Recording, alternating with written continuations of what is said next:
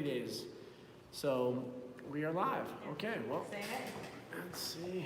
Maximus, put your pretty face in here. What's up, everyone? Wow. We are this is socially distancing, sure. Okay, so we will go over the NASM textbook, ask some questions, anything that you're struggling on. Max passed this a while ago. We may have a couple people. Ben, you're gonna help us out here today because he passed it pretty recently. So again, Show Up Fitness, we have it in person in San Diego, Santa Monica, as well as West Hollywood. It's a 2-month internship class where you learn by doing, training people, and then we also have it online.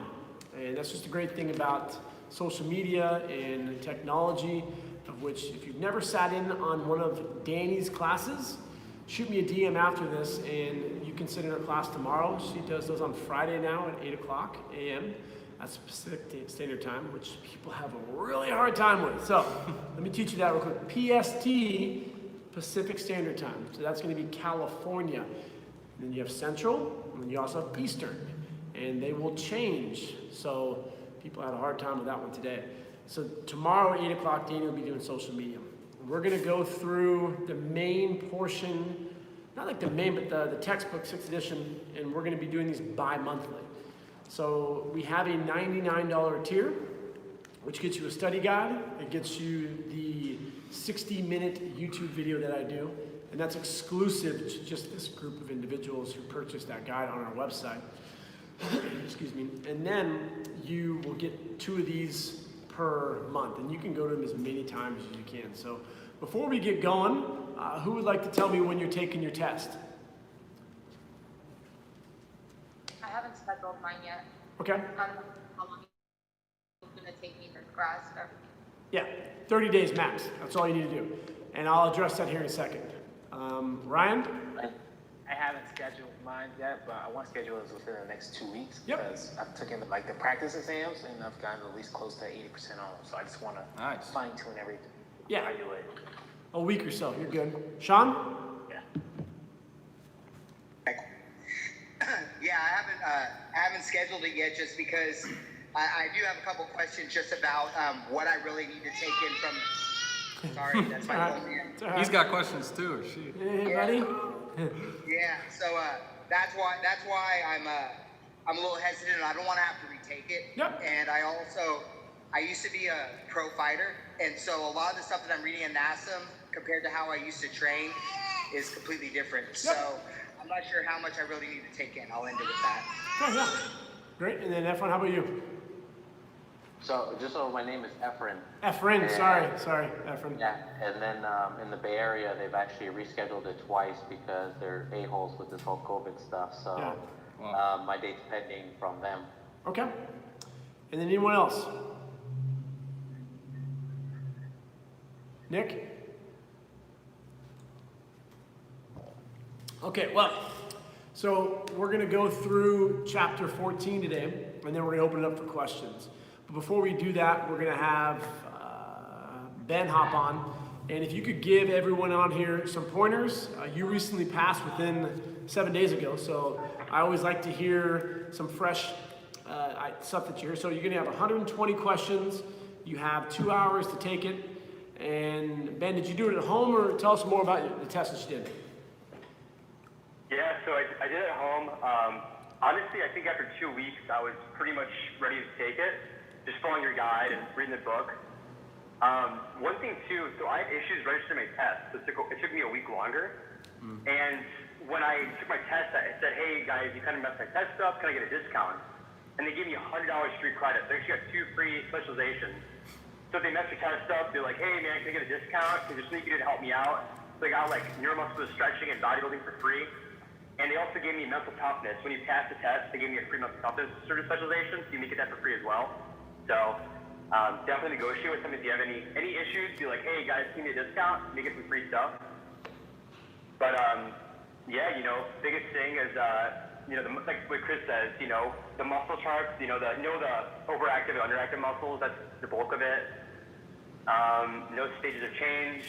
I read the guide that Chris provided like 3 times, watched his videos, and that was the biggest help for sure. Okay, great. So, and I'm gonna just give a quick little, I'm gonna let Max take over here, and that's why I have to drink when I go over NASM, because I've taught this stuff for a long time, and I know like the back of my head. I get anyone to pass it, but if you don't know about NASM, they're a profit organization. They're owned by BlackRock Investment. They have a lot of money behind them. They're gonna pump out a ton of advertising. Most of you probably came across them because you typed in the Google machine how to become a trainer. They popped up, and they're a cert mill. So what that means is they're going to want you to get a lot of the certifications. Now, some of the information's okay, and people always get on my shit and say, oh, you're negative, you bash NASM, blah, blah, blah. I want to learn the textbook from front to back. Well, if you learn the textbook from front to back, you're going to be looked at upon true fitness professionals as an idiot, because there's a lot of stuff in there that is outdated, and I can go through this whole entire thing with other professors and we can just break it down, but that's not the point today. It's to help you pass it. And so we had Sean ask about like the programming for different sports. Do not get any more certifications unless you get them for free. If you get them for free, all for it. Corrective exercise, don't pay $700 for it. Performance enhancement, don't pay $700 for it. Your fitness one, don't pay $700. This guy's corrective exercise, he's also fitness, he has all the nutrition, he has them all. But if you work it like a crunch and they pay you extra, that's great. You're gonna get you $3 or $4. So don't let my negativity affect your long-term opinion on the industry. Most important, I think the best advice is be diverse. Even if you're learning from Show Up Fitness, take classes from other people. Learn through the NSCA, learn through other professors, trainers that have been doing it for a long period of time. So, thank you, Ben, that's great information. Just throw into the comment section anytime you guys have questions, I'll address them. I'm gonna be kind of in the back off, drinking my whiskey and my beer, and Max is gonna be going through chapter 14, and then answering any questions that you guys have. So, start us off, Max. All right, first off, I always say anytime I get to talk about NASM, don't stress out about it. Everybody's always stressing out. And I forgot who mentioned it, how you got close to 80% on your practice test. That's awesome. That should be, you know, giving you a lot of confidence, because I remember I took my practice tests and those translated over directly to the actual exam. I mean, it's the same exact structure, the 120 questions. That's always the biggest question I ask people is, what are you getting on the practice test? And if they're like, oh, I haven't taken them yet, that's your gauge, right? It's like asking somebody who can't lose weight how many calories they're eating. They don't know. Right, it's the same exact thing. So you need some sort of measure, and those practice tests are awesome for seeing where you're at. And again, stick to the main chapters, 6, 7, 14. Chris says it a trillion times, I'll say it a trillion and one, because a lot of people, like myself, I wanted to know everything that was in here because I wanted to be a great trainer, and little did I know that being a great trainer is about getting the experience, right? And I see a lot of you guys nodding your heads, right? You're like, I want to know every little paragraph out of here. I went through, this isn't my book, but I went through, I got a bunch of highlights in there. You can ask him. I got tabs everywhere. I mean, it was terrible, but little did I know that all I really needed was like the study guide. If I can just go through that study guide, you guys just go through that study guide, that'll be, you know, the easiest way for you to just absorb the information that you actually need to pass. Think you just need to pass the CPT, not that I want to learn this, right? And like Chris said, it's not like everything in here is bad, but a lot of it's outdated. And so why would you use anything that's outdated, right? That's not gonna translate to the best results to your clients if that's what you're actually trying to do. Again, if you're trying to get hired corporate gym, just pass it. Just read through and pass it. If you guys have any specific questions. I'm just gonna put it real quick. Yeah. This isn't my challenging NASM. This is the current evidence of 2020. Dr. Brad Schoenfeld, he's a hypertrophy guru. You have Mike Israel, Dr. Chaliwa. These are professors in academia, and they will tell you that there's a lot of things that are flawed. But again, we're not going to talk about the data. I just want you guys to think openly that I do not, and I repeat, do not want you to be a NASM trainer. I want you to be a personal trainer who can think. When I was a director at a gym, I would throw away NASM resumes because I found that a lot of NASM folk only thought that way. Let's design a program for someone who's trying to lose weight. Stability ball squat, curl press, stability ball press, stability ball scaption. It's like, no, think for yourself. I don't want a stability ball workout. Is that appropriate? A lot of it's outdated, and again, in respect to unstable surface training. So we're going to start on page 354. If you have your textbook, you can follow along. Yep, so 354, again, this is out of chapter 14, so this is over the whole OPT model. Again, this is the core of NASM, right? This is their whole OPT model. And so looking at program design, of course, you guys should know 5 basic phases, right? Starting with stabilization and then going into the section of strength and then into the section of power. And then in strength, before I get to that, the acute variables are huge. So just knowing all the acute variables and what, rep ranges should be at certain levels. So starting off with reps, oh yeah, we have this one here. So knowing this right here, the continuum is huge. So these little charts is a large, I don't know if you guys can see, probably not. But on page 360, you have one of the charts. All those charts are super easy to memorize, and you don't necessarily need to know all of them, but you should know generally how many sets and reps for muscular endurance or stabilization. All of those, right? So for power, for example, how many reps are we doing in power? 1 to 10. Yep, exactly, 1 to 10, and then how many sets? 3 to 5? 3 to 6. And so again, on the test, if you, in your mind, you guess 3 to 5, 3 to 6 would be an option on there. It would be pretty obvious. It would be like 1 to 3, 3 to 6, 6 to 8, or 8 to 10, right? So you would know, oh, okay, it's probably 3 to 6. So that's the thing, you have to remember it's multiple choice, so there's always an obvious answer there. You can always cross out almost 2 right away that just don't make any sense. But sticking to those little charts are huge. And then the biggest one, was it 369 we had, or 3?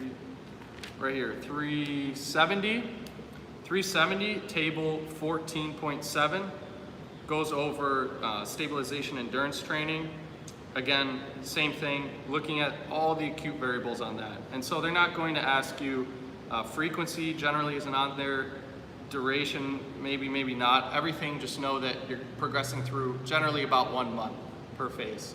So every phase, you'd go take your client through phase 1 for a month, then progress into phase 2, so on and so forth. And when we tell you chapter 14 is important, it's important just for those tables. That's all you need to memorize. So literally 370, 372, 374, 376, it's just the 5 phases of the OPT model you need to memorize. Yep. So they'll ask you a question about plyometrics. How long does a client hold a plyometric jump for? 1 to 3 seconds, 3 to 5 seconds, 5 to 10 seconds, or 10 or more? What's the answer? 3 or 5. Good, 3 to 5. So they make it, it's not going to be like overlapping, like 1 to 2, 2 to 3, 3 to 4. They're very obvious. There's going to be a right answer, a kind of close answer, and then 2 just dog shit answers that aren't even close to being an answer. So you can go through this pretty thoroughly and just eliminate the bad choices. So moving to page 372. Yep, so 372, phase 2, strength endurance training now. What are the reps and sets for the resistance? 8 to 12 reps, 2 to 4 sets. Yep, exactly. So again, just knowing those little acute variables, sets and reps are usually the biggest ones that are tested on. Those are the biggest questions. And again, durations here, you can see 4 weeks. So a lot of stuff's always 4 weeks. They really don't ask you, maybe there's 1 question on that, right? And you should just know that it's 1 month generally per phase. And again, just knowing just those little acute variables. Back to 372 though. The most important thing for phase 2, supersets. Who can tell me what a superset is for phase 2? When you perform 2 exercises right after each other. Yep, so like Well, hold on. That's what would be an example then? The same muscle group. There you go. Give an example though. Yeah. So let's say a bench press and something with a push. Yep, so like a push-up, right? That's their classic example, a bench press into a push-up. That's super easy example of a superset. And that's the biggest thing. When you think phase 2, think superset, always. What are the 2 phases of the OPT model that include supersets? 1 and 2. Nope. It will strength and power. Good. Five. So 2 and 5. 2 and 5. So Nice. phase 1 is what's called vertical loading, a big ass circuit. Phase 2 is a superset with bench press into a push-up, a pull-up into a single arm cable row. And then phase 3, we'll look at now. Actually, the question I have, how much is on vertical and horizontal loading? Because those two things I couldn't wrap my head around for some reason, even though they're kind of simple. They're both kind of almost the same. It's weird. No, not at all, not at all. Or no, like in the head, it kind of translates that way. It's like, Oh, I got you. Yeah. So think of, when I say vertical, what am I talking about? Top to bottom is what comes to mind. Yeah, like a vertical jump. So vertical and this is only NASM vocabulary. If you ever talk vertical loading to a strength coach, they'll fucking say you're an idiot. So vertical loading to NASM means A, B, C, D, E, F, rest, repeat. A, B, C, D, E, F, rest, repeat. Pardon? So it's a full body workout then, right? It's a full body, but it's just a big ass circuit. Big ass circuit. And horizontal? Is just straight sets. If you ever went up to a bro in a gym and be like, oh, looks like you're doing some horizontal sets today, he'd be like, what the hell did you just say? horizontal is when you do like all exercises of one muscle group. No. Horizontal is just one set rest. Yeah. One That set exercise. rest. So like a bench press, rest. Bench press, rest. Bar circuit style. Vertical circuit, horizontal straight. That's it. Oh, see, that's where I would get confused. Horizontal felt like all muscle groups of one, and then move on to the next one. Yeah, again, this is just like, it's NASM terminology, so don't get too caught up in it. How they would ask you that on the exam would be, which of the following phases of the OPT model would incorporate vertical loading? Phase 1, phase 2, phase 3, or phase 4? That's how they'd ask it. So what would be the answer? Phase 2 or 3? 5. 2 and 5. No. Must be it. That's the only one left. 1. 1 is just a big ass circuit. That's all 1 is. It's just a big ass circuit. Guess so. See, I don't know. It does throw me off because, well, you know, a little bit, but everything I've learned from doing it in the gym, some of it matches up with that. No, hold on. Where are we at? When we take the exam, you gotta remember, you gotta put your NASM hat on. Put your NASM hat on, and that's what you gotta think like. So then when you do a horizontal, it's 2, it's 3, it's 4. When you do vertical, it's only 1. You will never be asked anything about vertical and horizontal outside of phase 1. So just on a flashcard, phase 1 equals vertical loading. That's all you need to know. You will not be asked anything else. And then when you're done with the test, you rip up that card and you throw it away because you'll never need it again. And forget vertical and horizontal ever was a thing, because it's not really. So yeah, phase 1, think vertical. Phase 2, think supersets. So little things like that, just attaching those, because they're always going to ask you those similar questions. You know, where would you use a superset? In what phase? Again, and they would list out some phases. Phase 2. All right, let's move to phase 3. So we're looking at table 14.9 on page 374. What is the set and rep range in this phase? Can anyone do it without looking at their notes? For hypertrophy, Yep, phase 3. I would say rep is 8 to 12, and sets is 3 to 5. That was without looking. Yeah, so close, very close. Yeah, you would get that on the test, right? Because you would see 6 to 12 as the answer for reps. So if you thought 8 to 12, again, it's multiple choice. Okay, 6 to 12. They're not going to ask you like 6 to 12, 8 to 12, 10 to 12. It's going to be super obvious that it's 6 to 12. And then what's our rest? 0 to 60 seconds. Yep, and the tempo, very important. 202. Yep, 202, right? So Ryan, can you tell me what that means, 202? Yep, what does that look like? Is it eccentric or concentric?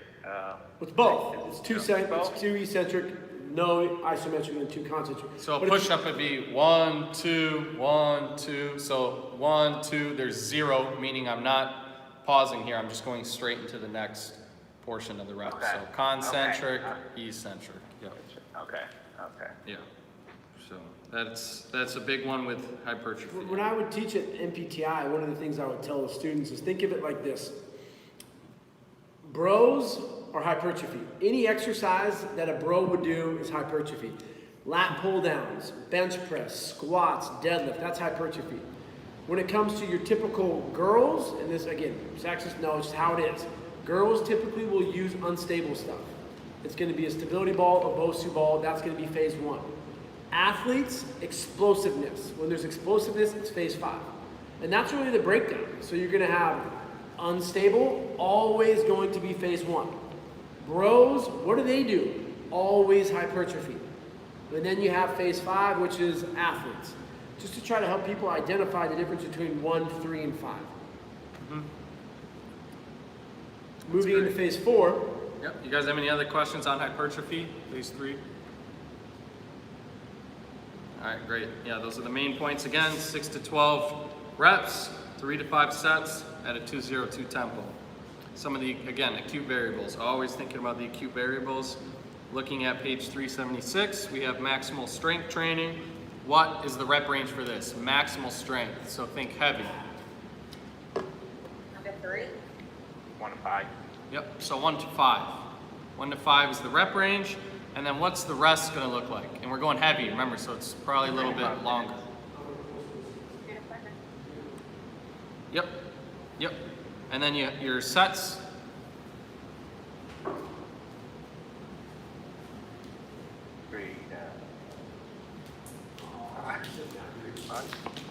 Four to six sets. So again, with maximal strength, you could be doing a lot of sets. I could be doing like 6x2 bench. So I'm doing 6 sets of 2 reps of bench. And so again, heavy, 1 to 5. Intensity is higher, right? Do you guys know the percentage for that? Like what's the range?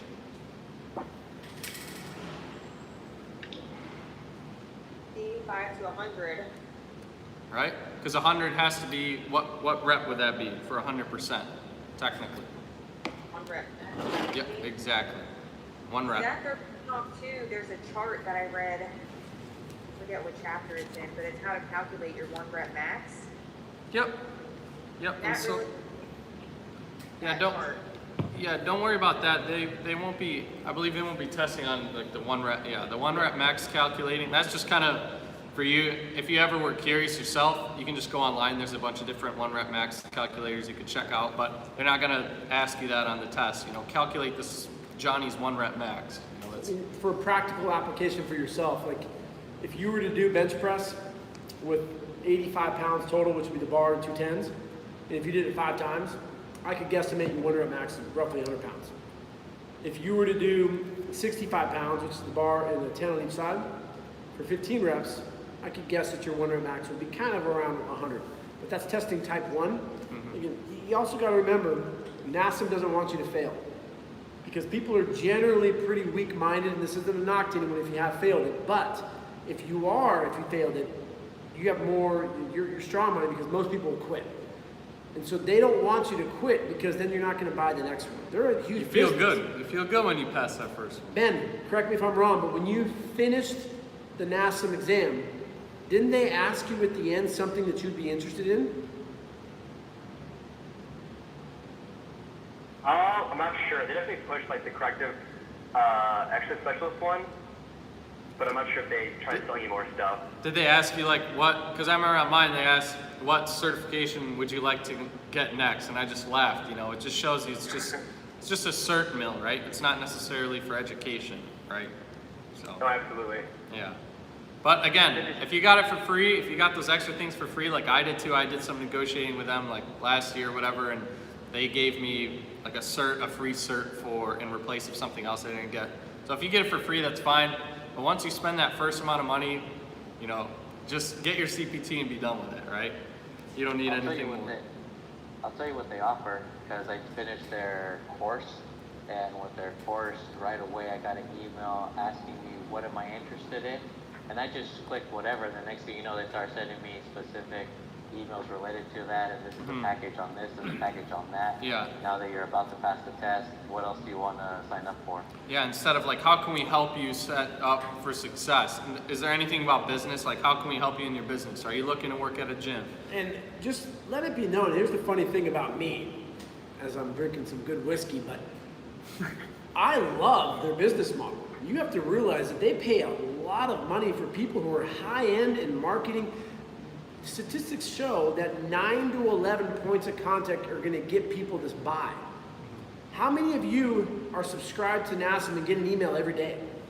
That's brilliant. Their business model, when you look at it from maybe a step back, that's gonna help you be successful as a trainer. I can't tell you how many trainers will go through an assessment, they don't buy, and then they don't talk to me anymore. You gotta do exactly what NASM does. What does NASM do? They send you another email.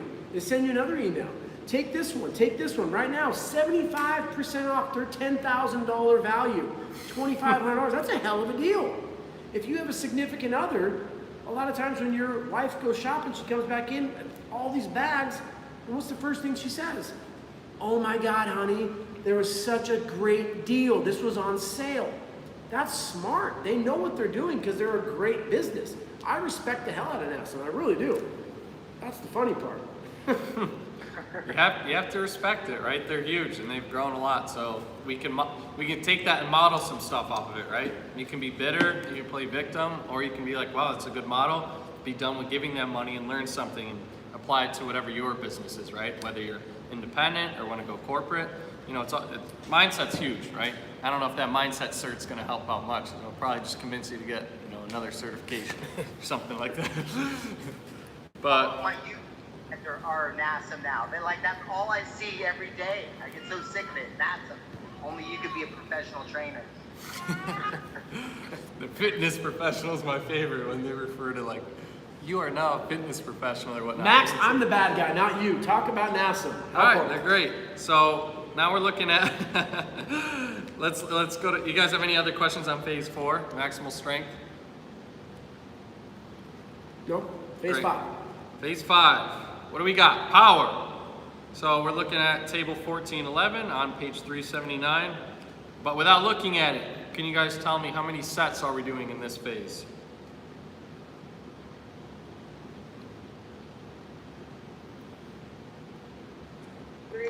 But I already looked at it. That's all right. 4 to 6, right? 3 to 5. 3 to 5? Yep, 3 to 5 here. 4 to 6 strength is 4 and to 6. strength. Okay. Yep, maximal strength. And then we have supersetting strength and power, right? So the strength range, again, that's what for reps?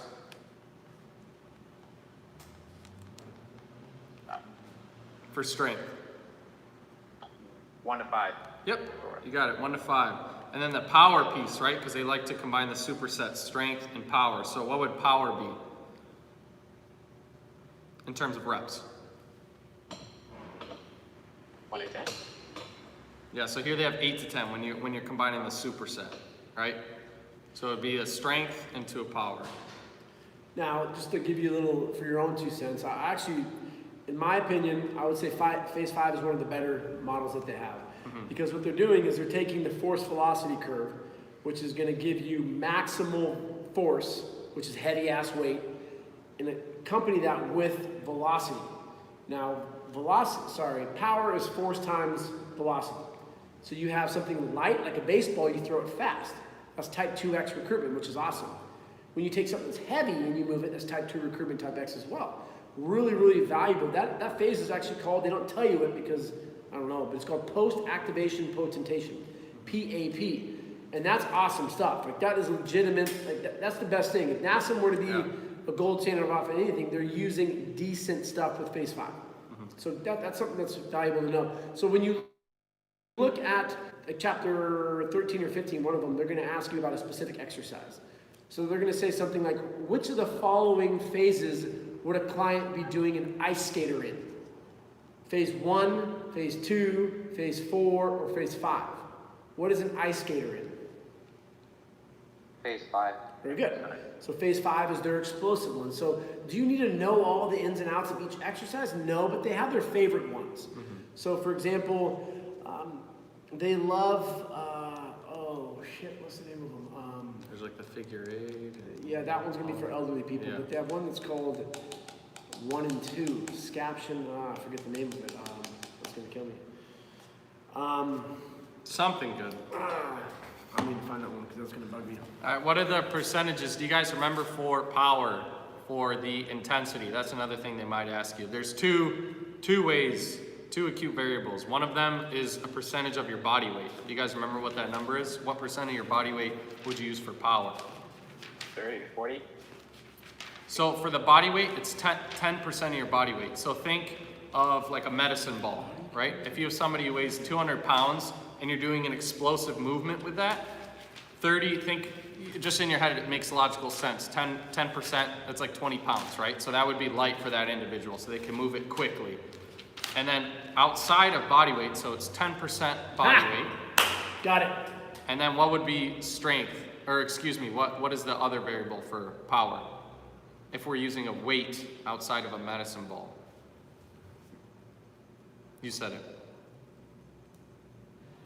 I did. Yeah. So 30 to 45.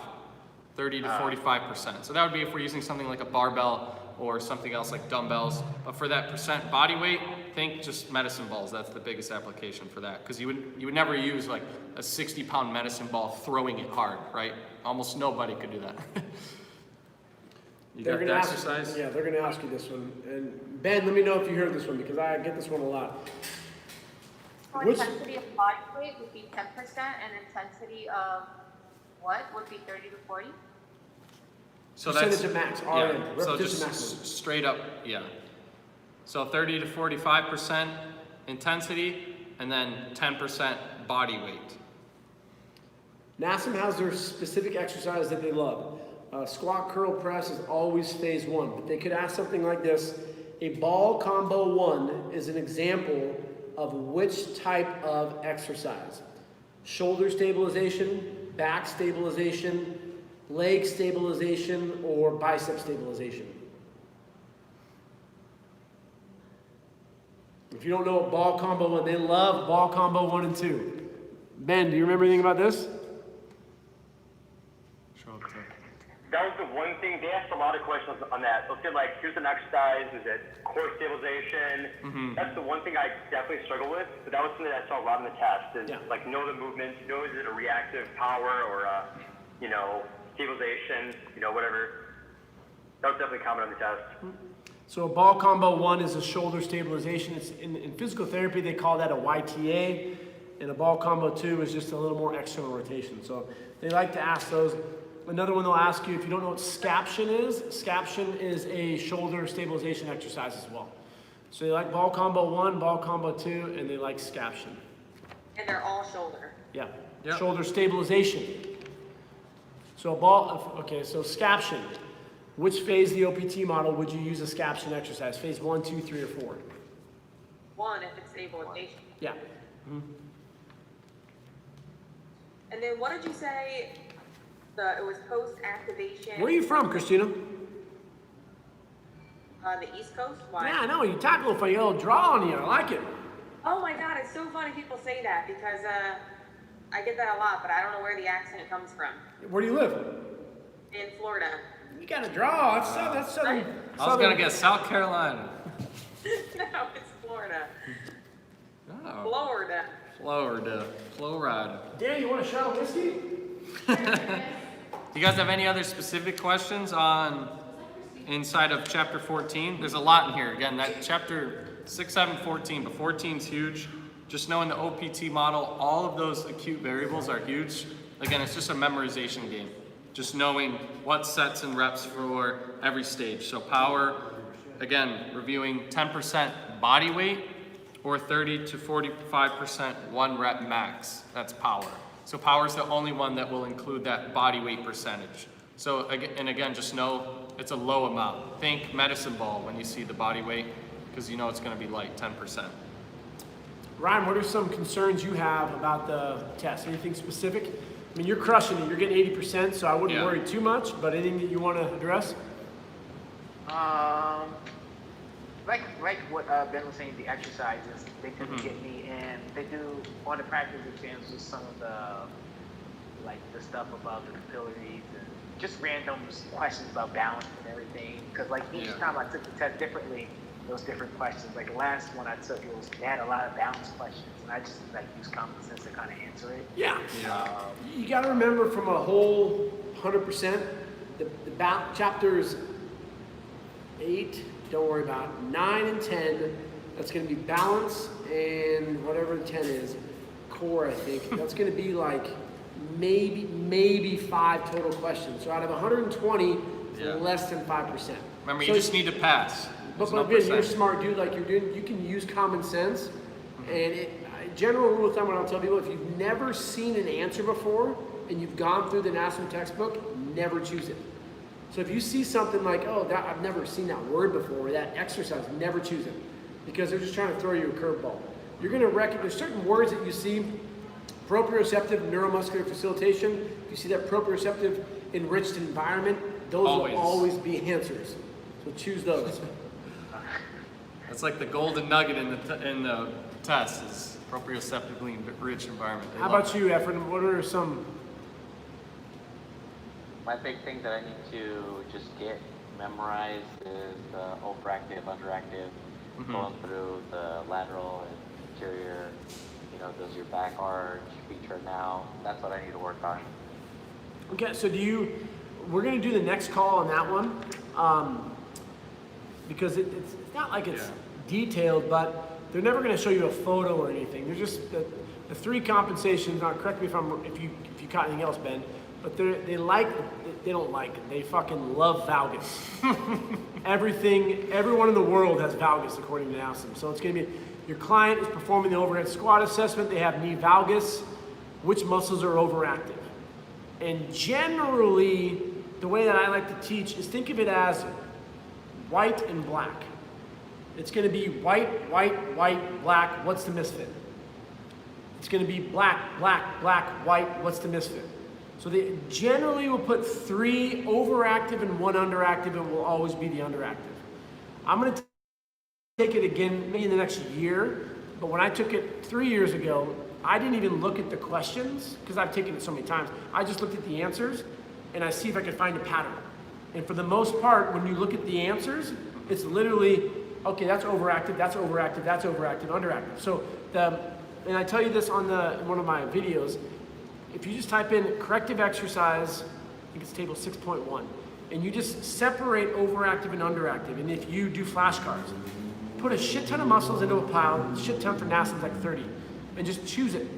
So I'm gonna say a muscle right now. I want you guys to tell me if it's overactive or underactive. Ready? Gluteus maximus. Underactive. Good. Adductor magnus. Overactive. Soleus. Overactive. Good. Gastrocnemius. Overactive. Middle trapezius. What? Underactive, yeah. Underactive. Your upper trapezius. Overactive. Good. Like an advanced one for NASM would be sternocleidomastoid. Overactive. Good. This guy right here. Circle. Deep cervical flexors. That's over. No, underactive. Yeah, so generally deep, gonna be weak. Your TVA, that's a fucking NASM word. There's no such thing as a TVA, it's just your transverse abdominis. There's no such thing as your VMO, it's a NASM word. NASM's come up with so much shit, it's crazy, I love it. So you have your VMO, always underactive, your TVA, always underactive, deep cervical flexors, always underactive. You're never gonna have a flip flop. So if you, after you pass the test, go watch our video with the prehab guys who are 2018 doctors of physical therapy, and they just debunk a lot of it. And I love them because they're so politically correct. I'm a fucking asshole and say they're a bunch of dipshits, and they're like, oh, well, come on, let's find the middle ground. So that's why I love them. It's like, I'm the devil, everyone else is the, what do they say up here? Oh, shit. I don't know how to get to that. Yeah, I got you. It's right here. I don't know how you can do it there. Couldn't see it. So then we have, Christina, what are some questions that you have for everything? Like in general? Not related to chapter 14. So for the appendix D, they show all the anatomy. Yep, skip it. Gotcha. I want to know all that, but do I need it for NASM? Oh, no. Frigid, insertions, all Think about that. Just put you're a business owner. If you give someone a test and they need to get a 95% or more, you're going to weed out a lot of people. Your business isn't going to do very well. So let's give them some magical words that we believe in, and let's get people to pass it. Drink your punch, drink your whiskey, and then they're gonna drink more of that whiskey. Anatomy, Ben, correct me if I'm wrong, did they ask you, for example, which of the following actions does the latissimus dorsi perform? Internal rotation, external rotation, elevation, or depression? Oh, absolutely not. Not at all. Just if it's tight or not, that's basically it. You have to know. So, like when you go through our course right now, one of the challenges that we have with interns is you should know the lats die hard. The acronym DIEHARD. And I just think that separates you from other trainers, because most trainers are gonna pass this test, they take that picture, they're really, really proud because they haven't, and I'm not knocking them, and I know it comes off as that, but I'm more frustrated at the whole industry and the entry standards. And so if you know your anatomy, and Christina, you will be a big, big, big nerd, and I love nerds, if you know your O's and your I's, origin and insertion. That's like, not many people, like even if you go to the big guys, like even Brett Contreras, I was fucking with him the other day, and I'm like, he's like, Chris, I'd love to talk with your class, but he's like, I'm gonna need to go over some of my anatomy because I don't know my O's and I's like you're talking about. I'm like, you don't need to know that shit, like it's fine.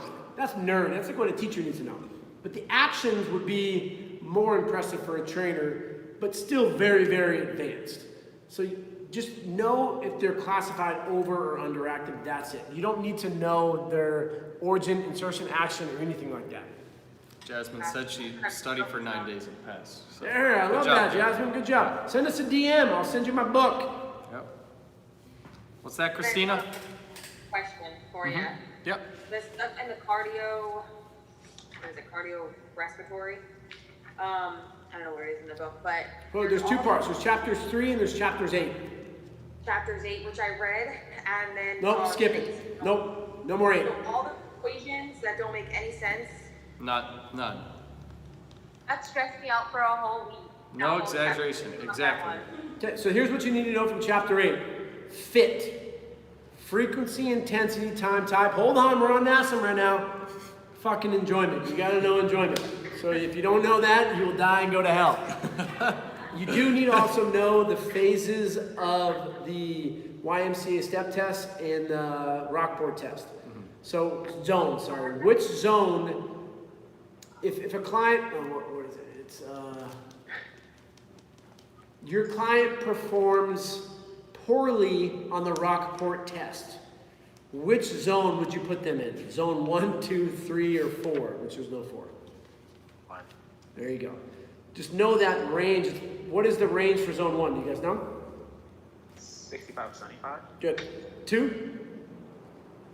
75. Good. 3? 85 to 90. Good.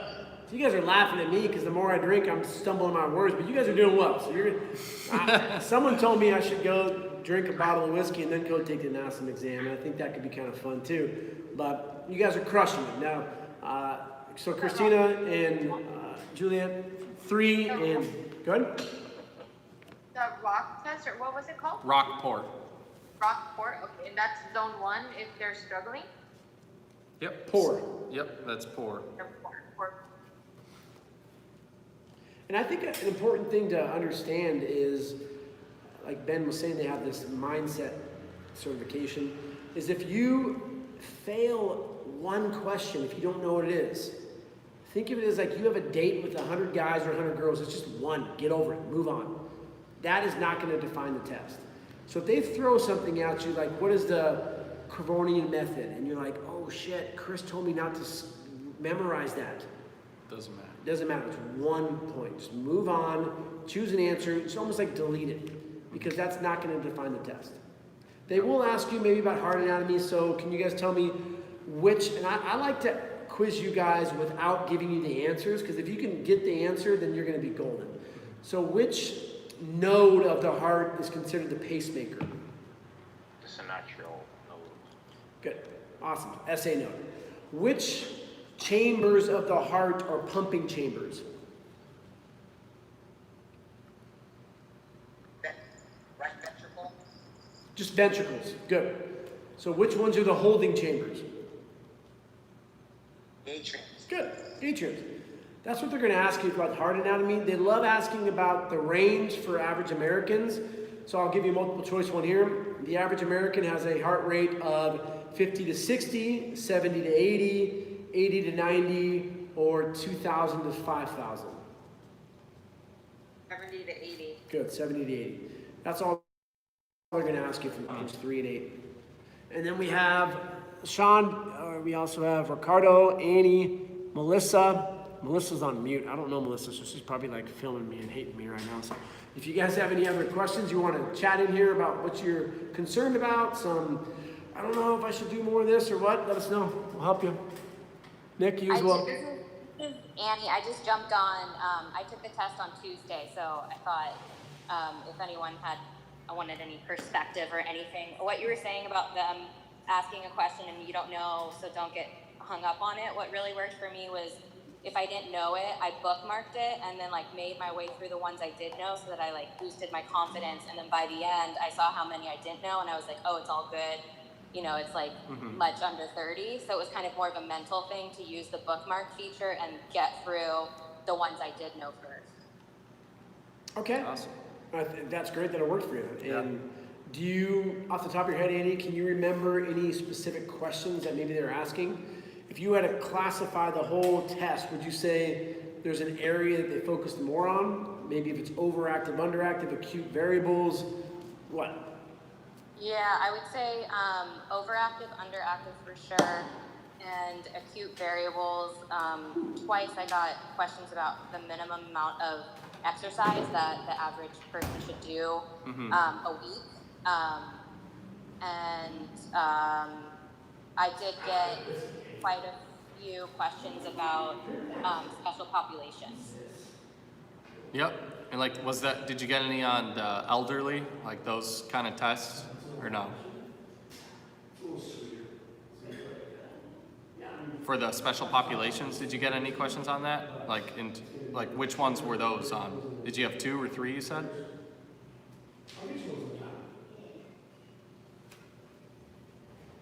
Oh, I think our thing is frozen. Can you guys hear me? Yeah. Oh, Okay. sorry, I was on So mute. with Ben, you're good. Ben and Annie, do you Wait. guys remember a lot? Oh, sorry, go ahead. No, yeah. Go ahead, Annie. I was just saying, I remember a question about I actually had 2, basically the same question about which exercise should be avoided for an obese person or someone that was hypertensive. I got those asked, both of those asked. I think I had a question on osteoporosis and it being undiagnosed and what you should do in that situation. There was a question about pregnancy and what wouldn't be recommended for someone that was pregnant. I don't think I got a senior one, but I took a lot of practice tests, and the only senior one I had was like, what's the best SAQ drill? Gotcha. I don't remember if that was on the test. Stand up, figure 8. Yeah, I exactly. had 2. I had the same question. There you go. Yeah, so they'll have maybe 3 to 4 on special populations. That's really such a small part. And like Chris said, just fly through it. If you can nail 90 out of the 120, the other 30 don't really matter, right? Like, don't stress over if you don't know them. Just If you guys had to choose between chapters 3, which is hard anatomy, chapter 4, bioenergetics, nutrition, and special populations, I would actually say study more of 16, which is special populations. They're not gonna, you guys recall like a lot of information on nutrition? I actually got, I would say maybe like, I think I got about 3 questions on nutrition, and I got 1 question on chapter 3 with 1 question on the heart, and that was it. Again, beautiful. Why I love NASM. That's smart, because people leave that and they're like, wow, I didn't learn much about nutrition. I should go get a nutrition cert. I'm gonna go get the CNC. So the reason they do that, and they can't, by law, they can't ask you questions about supplements. That's why they're not gonna ask you. They love the caffeine one, but that's it. So chapter 16, they're gonna ask you, so what is the normal range for BMI? Can you guys tell me that? 24, 25, something like that. yeah, what's the low range? 19, I want to say, or I think it's underweight. 18.5 to 24.9, healthy. So how NASM's gonna ask it? Normal range, 5 to 10, 10 to 15, 50 to 100, or 18 to 24. They don't want to have you confused on the nuances. You're gonna know it's 18.5 to 24.9. Which phase of the OPT model is considered obese? 18.5 to 24, 25 to 29, 6 to 10, or 30 and above? 30 and above. 30 and above, Yep, yeah. very easy. So what is considered hypertension?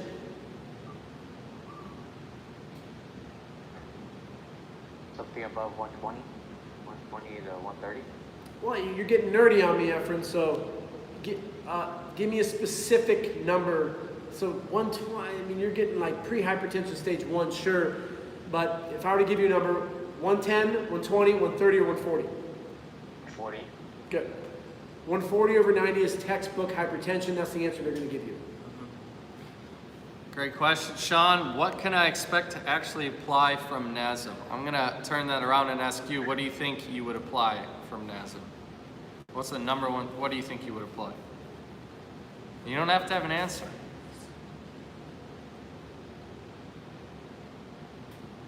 I think for me, the OPT model I may use to some degree. I don't know if I necessarily use their exercise, just being able to get somebody the way that they actually ran my exercise. Yeah, you wouldn't necessarily, because I don't even know what to say. It's amazing because there's so much in there, right? And the OPT model, it looks nice. You got the nice staircase. But would I actually ever use that with somebody? Probably not. It's just learning how to progress and regress is huge. And again, your second question, would you recommend doing your online internship after the NASM test? Of course. I mean, we would recommend you take it now because that's one part of the things that we talk about is actually structuring something for your client. I mean, that's everything. It all comes back to your client and what they need. And you're gonna have all kinds of people come through the door. You never know who you're gonna work with.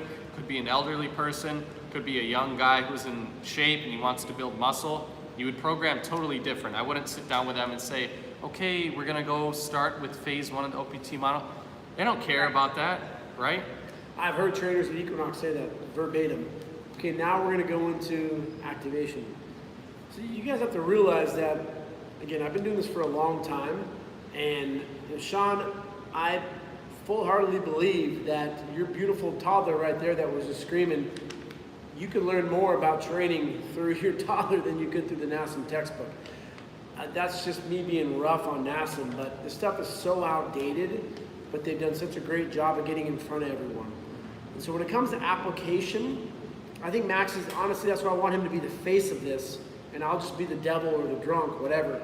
But he's a perfect example of going through that, studying everything from page 1 to page 600, passing that exam, and then never using it.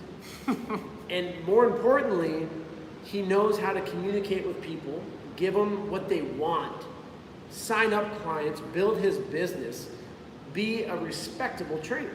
I can't tell you how many times I get an email from people, good news, I'm NASM certified, but I have no idea what to do. And so that's what frustrates me, and I'm always in this conundrum where how do I reach out to trainers who are NASM certified and not sound like an asshole? Because I get this all the time. People are like, I'm already certified. Why would I want to go and learn through an internship? I truly want to help you be successful long term. That's my ultimate goal. I want to change the industry. I want people on the street to look at trainers and be like, oh, that's a respectable job. Because unfortunately today, that's not the case. They look at training as almost like, oh, that's like the stripper of fitness. No offense if there's any strippers in here. But it's like we don't have a respectable industry, and it's because of the entry standards. And so when you continue your education, sure, education could be the next cert, the next cert, the next cert, the next cert. But when you go to the foundation, do you understand movement? Do you understand people? Do you understand the stuff that Danny teaches with social media? When you put all that together in the package, you're deadly. And you're going to be so successful. And people will look at you in a way like, wow, I don't look at trainers like a bunch of assholes anymore because you didn't try to just annihilate me through some battle rope Bosu ball bullshit thing. You truly helped me. And so, I mean, but for you, Sean, you're going to have to annihilate people. That's the fun part of your job if you work with MMA dudes, is because that's part of your trade. And that's the SAID principle, specific adaptation opposed demand. You're going to learn how to apply sports specificity to those groups, but you're smart enough to know that, oh, Granny just came in. I'm not going to have her fucking do Bosu ball battle ropes. So I think that's what I want trainers to be, is be able to think for yourself. And your learning is not even close to being done. Max is one of the best students I've ever come across.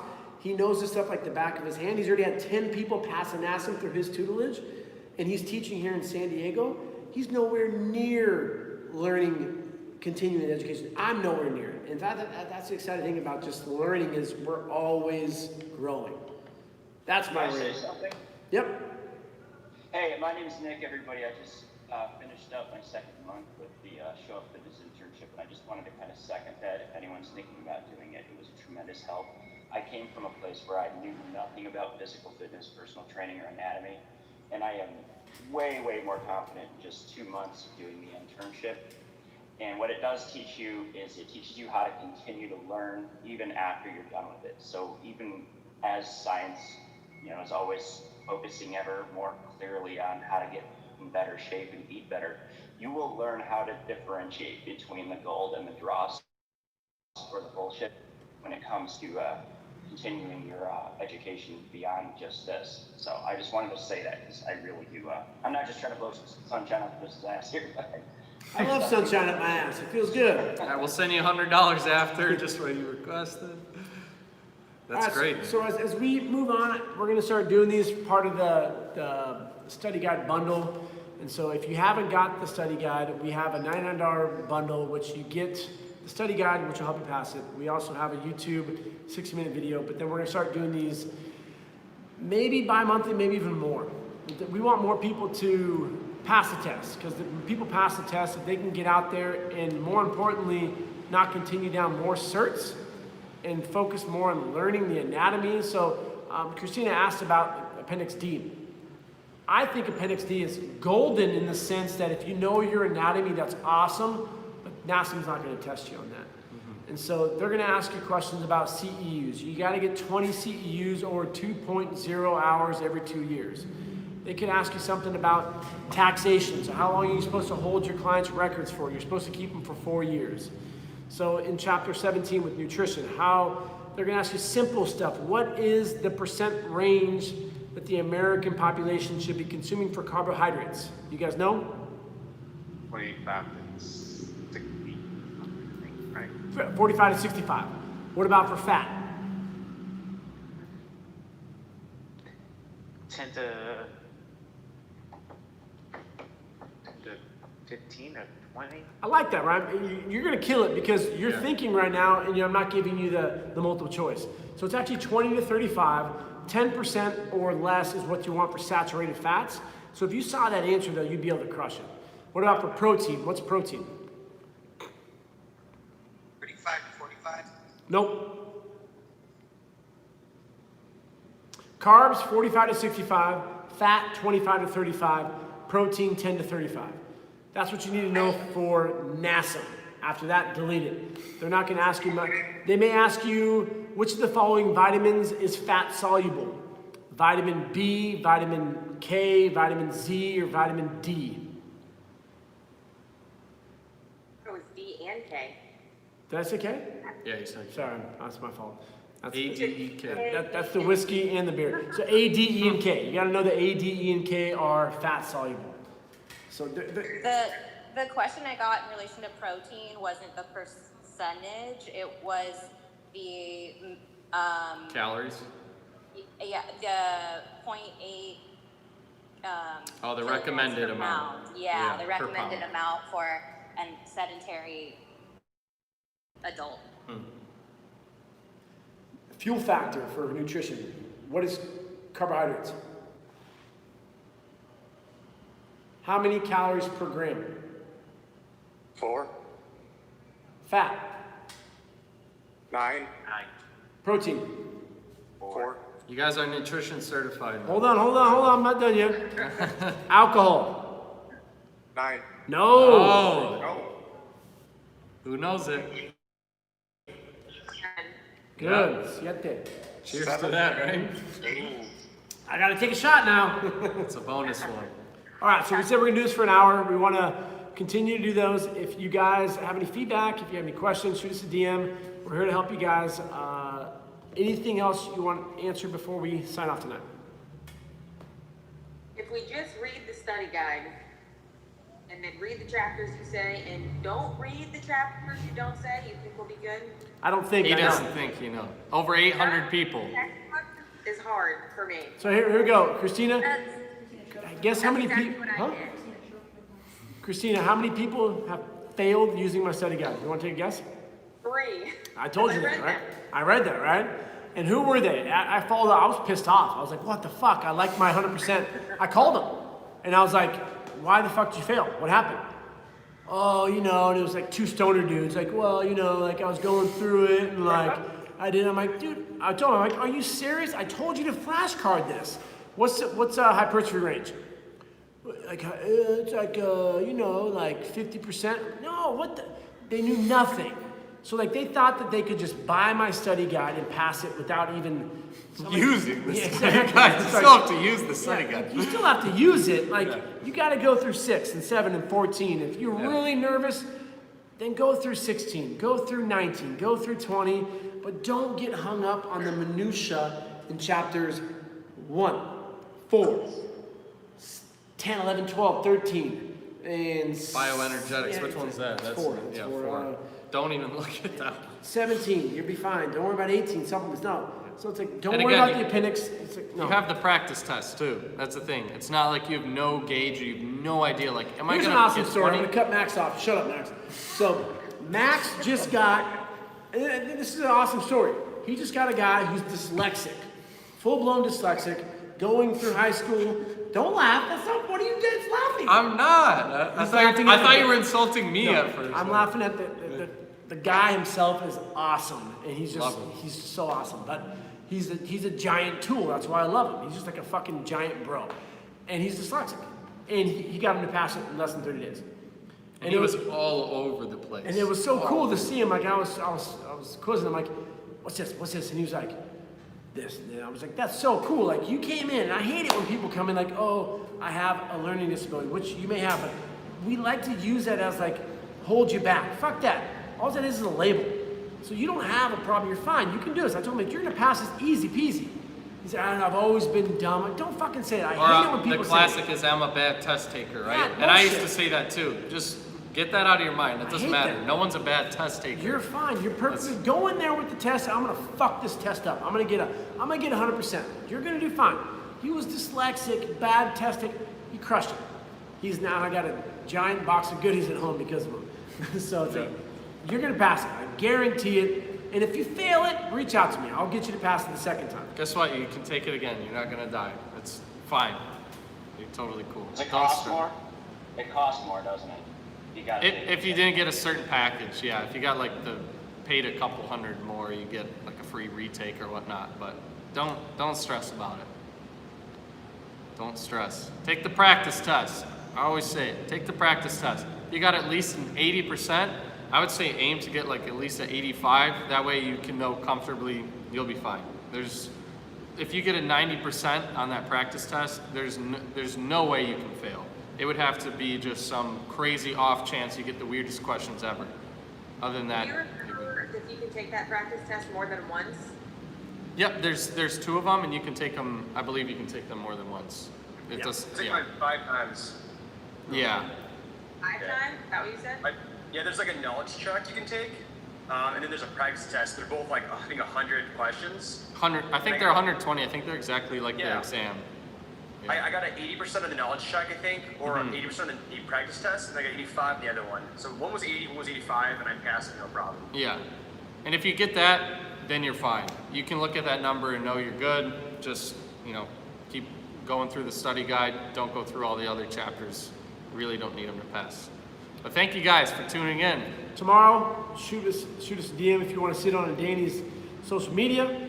She'll help you a lot with that. And then we'll do one of these maybe in another week or 2. So thank you guys for showing up. Have a great rest of the day. If you want to be nice, leave us a Yelp review or a Google review. We always love those.